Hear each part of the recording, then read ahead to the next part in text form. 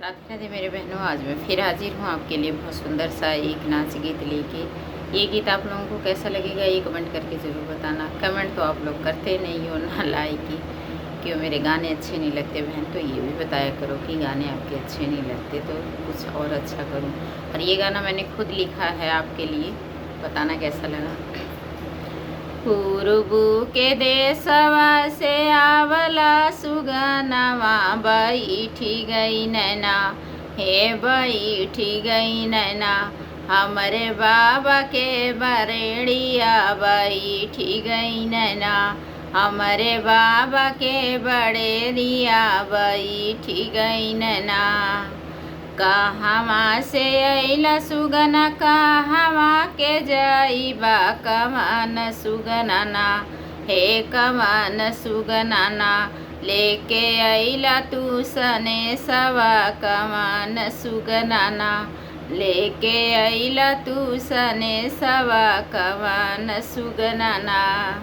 ससुरे से अइली बेटी तोहरे नैहरमा, बलमुआ तोहरना, हे सजनमा तोहरना, मांगय गहन में गवानमा, बलमुआ तोहरना, मांगय गहन में गवानमा, बलमुआ तोहरना।